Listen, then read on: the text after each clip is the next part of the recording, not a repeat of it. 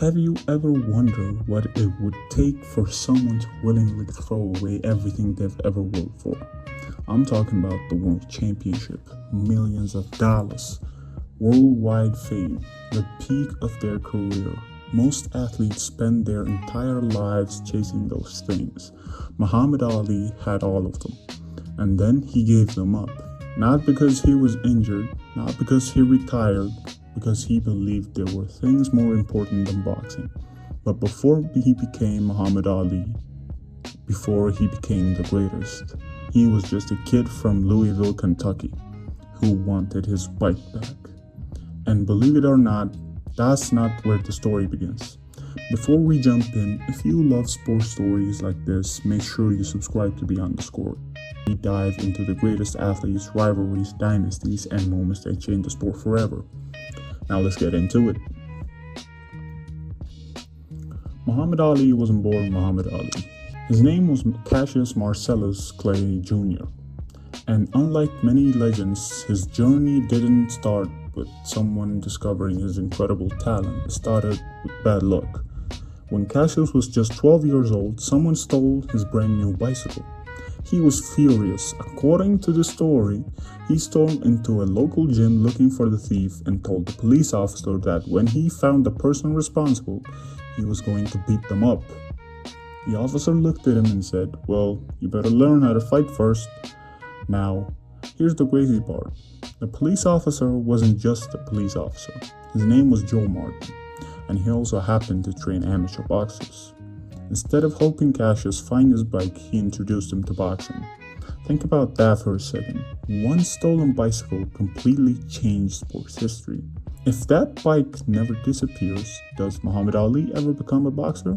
We'll never know. But what we do know is that once he stepped into a boxing gym, there was no looking back. From the very beginning, Cassius looked different. Heavyweights weren't supposed to move the way he did. Most big fighters relied on brutal force. Cassius relied on speed. He bounced around the ring, he slipped punches, moved constantly. It almost looked like he was dancing. His coaches quickly realized they weren't training an ordinary kid. He learned incredibly fast. But what impressed them even more was his mindset. Cassius hated losing. Whether it was a real fight or just a training session, defeat wasn't something he accepted easily. If someone outboxed him, he wanted another round and another. He wasn't obsessed with winning, he was obsessed with getting better. That mindset would define his entire career. As the years passed, the victories started piling up. Local tournaments became state championships became national competition. Before long, one thing became clear. Cassius Clay wasn't just one of the best young fighters in Kentucky. He was becoming one of the best amateur boxers in America. Then in 1960, everything changed. At just 18 years old, Cassius earned a place in the U.S. Olympic team. His destination, Rome. For most teenagers, simply making the Olympics would have been enough, not for Cassius. He wasn't going there to participate, he was going there to win. And that's exactly what he did. He boxed brilliantly throughout the tournament and walked away with the heavyweight gold medal. Overnight, America had a new boxing star, or at least that's what should have happened. Because when Cassius returned home, reality hit him hard. He was an Olympic champion. He had represented his country. He had won a gold medal. But in many places, he was still treated as a second-class citizen because he was black. Imagine standing on top of the world for 1 week, only to be reminded the next that, to many people, your greatest achievement still wasn't enough. Those moments stayed with him. They shaped the man he would become. And they planted the seeds for decisions that would one day shock the entire world. Still inside the ring, nobody could ignore him anymore. Cassius turned professional, and almost immediately people realized they were watching someone special. He wasn't just beating opponents, he was entertaining. He predicted the round he'd knock people out. He joked with reporters, he rhymed during interviews, he smiled, he danced, he talked a lot. Some fans loved it, others couldn't stand it. Because in an era where athletes were expected to be humble and quiet, Cassius Clay was loud, confident, and completely unapologetic. He famously told anyone who would listen, "I am the greatest." The funny thing was, at the time, he hadn't actually proved it yet. Most people thought he was all talk. They figured sooner or later someone would humble him. Then one fight changed everything. Standing across the ring was the most feared man in boxing, the heavyweight champion of the world, Sonny Liston. A man so intimidating that many people expected Cassius Clay to be carried out of the ring. Instead, Cassius smiled, he talked, he predicted the upset, and what happened next would make him the biggest name in boxing. Standing across the ring from Cassius Clay wasn't just the heavyweight champion of the world, it was Sonny Liston. And to understand why this fight matters so much, you have to understand who Liston was. He wasn't just winning fights, he was destroying people. Most of his opponents didn't even make it to the final bell. He hit harder than almost anyone in the sport had ever seen, and his intimidating presence made him seem almost unbeatable. The bookmakers agreed, the experts agreed, the fans agreed. Cassius Clay had no chance, but if there was one thing Cassius loved, it was proving people wrong. Days before the fight, he followed Liston everywhere. He crashed his training sessions. He mocked him in front of reporters. He predicted the exact round he would win. Most people thought he was trying to get inside Liston's head. Others thought he was simply terrified and hiding behind jokes. Either way, everyone tuned in to watch him finally get humbled. Then the bell rang. From the opening seconds, something felt different. Clay wasn't standing in front of Liston, exchanging punches. He was moving, constantly, dancing around the ring, slipping punches, landing quick combinations before disappearing again. Liston looked frustrated. He couldn't catch him. Round after round, the impossible started becoming believable. Then in the 7th round, something unbelievable happened. Sonny Liston didn't answer the bell. He stayed on his stool. The most feared man in boxing had quit. Cassius Clay had shocked the world. As reporters rushed towards the ring, Clay shouted the words that would follow him forever. "I shook up the world. I am the greatest." For years, people had laughed every time he said those words. Now, they're not laughing anymore. Winning the heavyweight championship should have been the happiest moment of his life. Instead, it marked the beginning of the biggest controversy of his career. Just days after becoming champion, Clay made 2 announcements that stunned America. The first was that he joined the Nation of Islam. The second was that he was no longer Cassius Clay. From that moment on, he wanted to be known as Muhammad Ali. Not everyone respected that decision. Many newspapers refused to use his new name. Television commentators continued calling him Cassius Clay. Even some of his opponents deliberately ignored his wishes. Ali never backed down. He believed Cassius Clay was a name inherited from the history of slavery. Muhammad Ali was the one name he chose for himself. Whether people agreed with him or not, he wasn't asking for permission. He was demanding respect. Looking back today, it was hard to imagine how controversial this was. But in the 1960s, America was deeply divided over race, religion, and civil rights. Ali wasn't just a boxer anymore. He had become one of the most talked about people in the country. And he wasn't afraid to say exactly what he thought. Some fans admired his courage. Others stopped supporting him entirely. But Ali had made something very clear. He wasn't going to change who he was to make other people comfortable. Inside the ring, though, he kept winning. Fight after fight, challenger after challenger. His style was unlike anything boxing had ever seen. Heavyweights weren't supposed to move like that. They weren't supposed to dance around the ring with their hands slow, making opponents miss by inches. Ali made it look effortless. His famous line, "Float like a butterfly, sting like a bee," wasn't just a catchy catchphrase. It perfectly described the way he fought. Graceful 1 second, devastating the next. By the mid-1960s, Muhammad Ali wasn't just the heavyweight champion, he was becoming the biggest athlete on the planet. His fights were global events. His interviews were must-watch television. People who had never watched boxing knew exactly who he was. But while his career inside the ring couldn't have been going any better, the world outside the ring was changing. America was becoming increasingly increasingly involved in the Vietnam War. Young men across the country were being drafted into the military. Soon enough, Muhammad Ali received his draft notice. Almost everyone assumed the heavyweight champion would serve like everyone else. Instead, Ali made the decision that cost him almost everything. He refused. Not because he was afraid to fight, as he famously said, "I ain't got no quarrel with them Viet Cong." He believed the war was wrong. He wasn't willing to go against his beliefs. It was one of the most courageous and controversial decisions ever made by an athlete. Within days, everything he built began to disappear. His boxing license was revoked. His heavyweight title was stripped away. He was banned from fighting.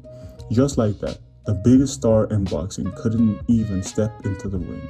He was only 25 years old, right in the middle of what would have been the greatest years of his career. Most athletes spend their lives chasing a world championship. Muhammad Ali had already won one, and now he was watching it slip away. Not because another fighter beat him, but because he stood by what he believed in. People called him a traitor. Some believed his career was over. Others thought he made the biggest mistake of his life. For the first time since becoming champion, Muhammad Ali wasn't fighting an opponent across the ring. He was fighting an entire nation. And the biggest battle of his life was only just beginning. For more than 3 years, Muhammad Ali couldn't do the one thing he loved most: fight. Think about that. An athlete in his absolute prime watching from the sidelines. While other heavyweights competed for championships, Ali was speaking at universities, appearing at public events, and fighting legal battles that seemed impossible to win. Many believed he'd never box again. And even if he did, he'd never be the same. 3 years later, an eternity in professional sports, especially in boxing, reflexes slow, timing disappears, confidence fades. Every month that passed made Ali's comebacks seem less likely. But then, something unexpected happened. America began to change. As the Vietnam War dragged on, public opinion shifted. More and more people started asking the same question Ali had asked years before. Suddenly, the man many had called a traitor didn't look so unreasonable anymore. Eventually, Ali was granted permission to fight again.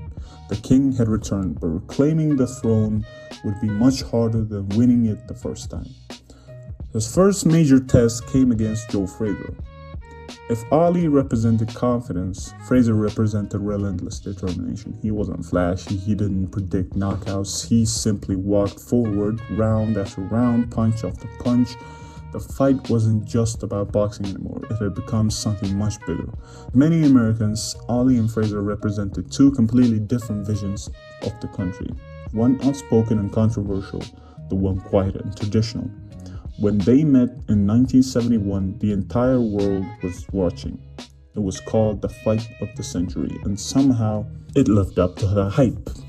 15 brutal rounds, neither man was willing to give an inch. In the final round, Frazier landed one of the most famous left hooks in boxing history, sending Ali crashing to the canvas. Ali got back up, but when the final bell rang, Joe Frazier had handed him his first professional loss of his career. For the first time, Ali wasn't the greatest anymore, or so people thought. Most athletes never recover from a defeat like that. Ali wasn't most athletes. He slowly worked his way back up the ranks, one victory after another. There was one problem. Standing between him and another heavyweight title was a man who looked almost unstoppable, George Foreman. If Sonny Liston had been intimidating, Foreman was terrifying. He demolished Joe Frazier, destroyed Ken Norton, finished the elite fighters in just a few rounds. Many experts believe Foreman hit harder than anyone in boxing history. Some genuinely feared Muhammad Ali could be seriously hurt.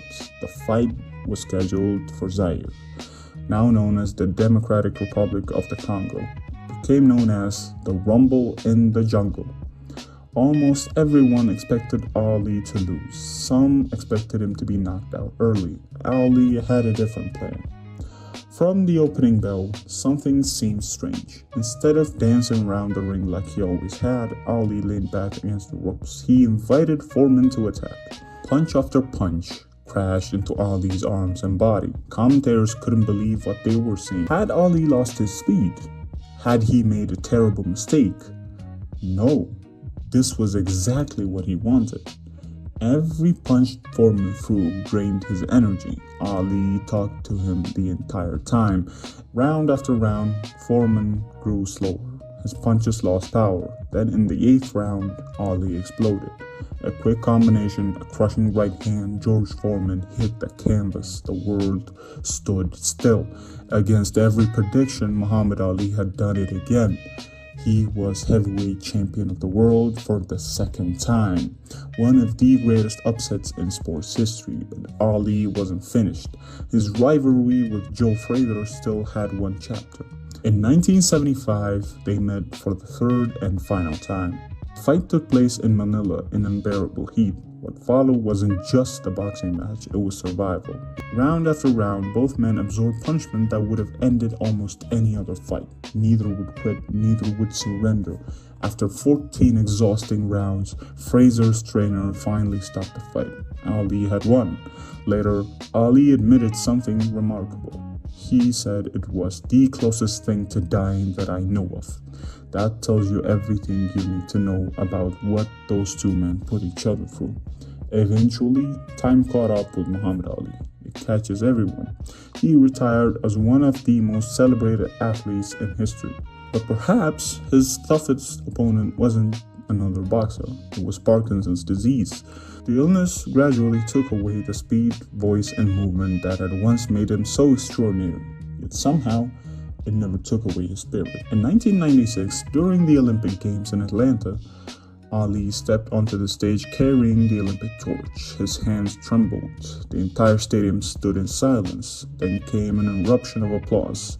It was one of the most emotional moments in Olympics history.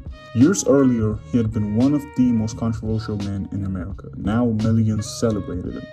Not because he was a champion, but because of the man he had become. Muhammad Ali passed away in 2016. Tributes came from every corner of the world. Athletes, presidents, musicians, world leaders, people who had never watched a single boxing match, because Muhammad Ali's legacy had outgrown boxing. He proved athletes could stand for something bigger than trophies, that they could inspire change, that they could challenge injustice, and that sometimes doing the right thing cost everything. People will always debate who the greatest boxer of all time is. Some will say Mike Tyson, some will say Floyd Mayweather, others will argue for Sugar Ray Robinson. But Muhammad Ali's legacy isn't built on statistics alone. It's built on courage. He won championships, he lost championships, he reclaimed championships, but the victories that defined his life weren't always inside the ring. Sometimes they happened in courtrooms, they happened in front of microphones, they happened when he stood completely alone, refusing to compromise what he believed. That's why Muhammad Ali wasn't just one of the greatest boxers who had ever lived. He became something much bigger, a symbol of conviction, a symbol of resilience, a symbol of greatness. And that's why decades later, the world still calls him the greatest. If you enjoyed this story, leave a like and subscribe to Yon Score for more incredible sports stories. And I want to hear from you. Who do you think is the greatest boxer of all time? Muhammad Ali, Mike Tyson, Floyd Mayweather, Manny Pacquiao, or someone else? Let me know in the comments. Thank you for watching. I'll see you in the next story.